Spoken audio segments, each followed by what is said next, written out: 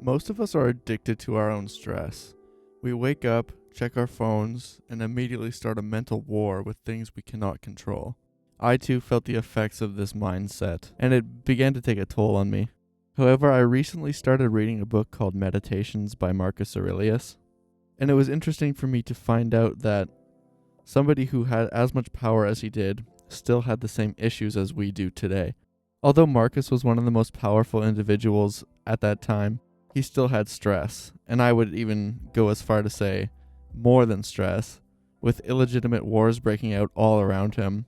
A plague was wiping out his entire empire, and at the same time his own family was plotting against him. Therefore, while this book has changed my mindset, Marcus wasn't writing for us, he was writing for himself, while he was on the front lines of a war, dealing with a literal plague and facing betrayal from his closest friends. It's funny for me to think about the fact that this is probably the world's oldest self-help diary, but that's exactly what it is, and I would argue that it's one of the best. And so I just wanted to make a video quickly describing some of the lessons that I've learned from the book and how Stoicism quietly made my life easier. The first concept which really changed my perspective was that of the inner citadel. Marcus writes, "Things do not touch the soul, for they are external and remain immovable. The disturbances come only from within, from our own perceptions." Marcus encourages us to view our minds as a fortress, or a citadel. Modern life to me often feels like a constant siege, having to deal with things like emails, social media, traffic, and news. All of this stress compiles in my mind. But Marcus reminds us that none of those things can actually get inside of our minds or the inner fortress unless we open the gates ourselves. In this respect, the only person who can really hurt ourselves is ourselves, as we're the only person who can let these external stimuli really affect what's internal. In Meditations, Marcus also explains how we can build up our mind to become this fortress. Marcus used what he called the objective representation, which was a way for him to deconstruct his ideas into their objective qualities.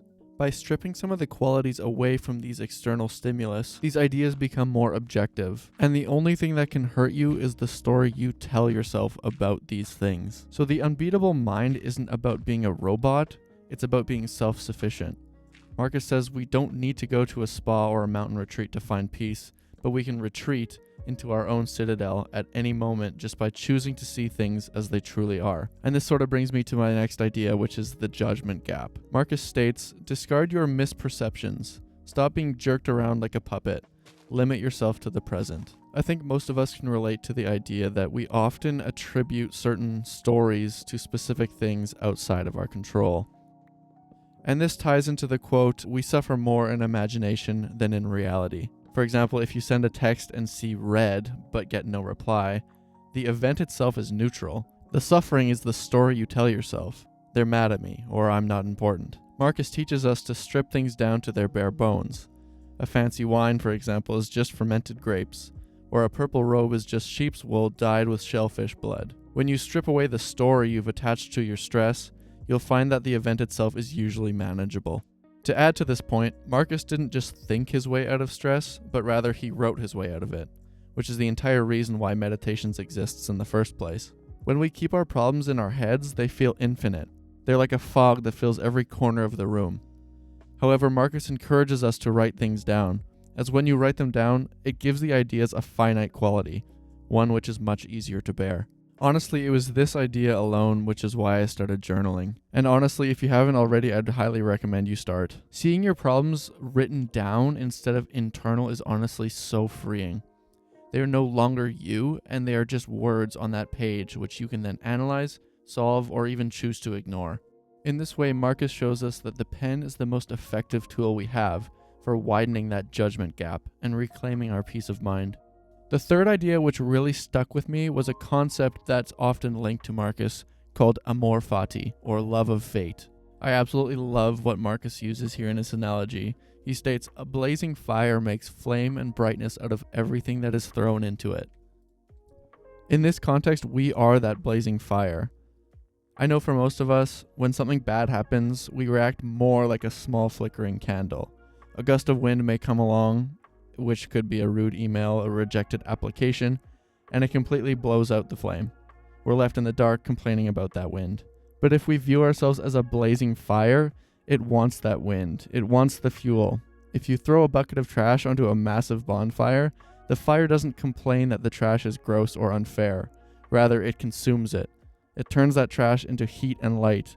The obstacle actually makes the fire stronger. From this mindset, I've recognized that obstacles or challenges I may face are not negative, but rather are instances where I can show off my virtues of patience, humility, and kindness. So amor fati isn't about being happy that bad things happen, but rather it's about being happy that you are the kind of person who can turn anything into something bright. As Marcus says elsewhere, the impediment to action advances action. What stands in the way becomes the way. The fourth idea I call the morning armor, and this is perhaps the most famous passage in the book. Marcus starts his day by saying, "When you wake up in the morning, tell yourself, the people I deal with today will be meddling, ungrateful, arrogant, dishonest, jealous, and surly." Initially, I thought this sounded quite cynical, but it's actually deeply compassionate. He follows it up by saying that these people act this way because they don't know the difference between good and evil. Think about it this way. You wouldn't get angry at a dog for barking, because that is what a dog does.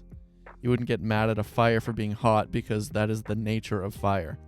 Marcus is saying that, unfortunately, some people are currently wired to be meddling or ungrateful.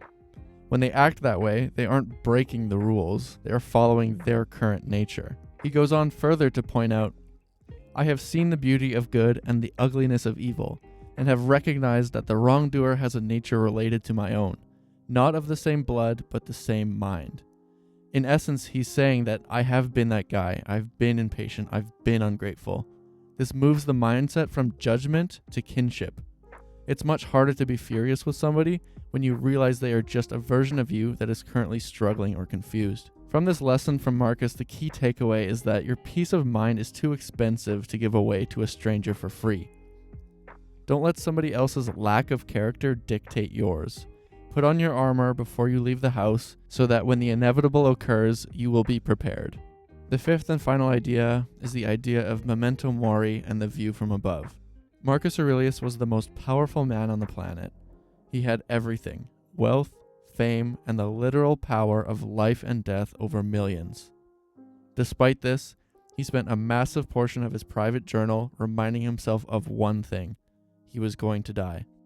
While reading, a quote stuck with me, and it was, "You could leave life right now.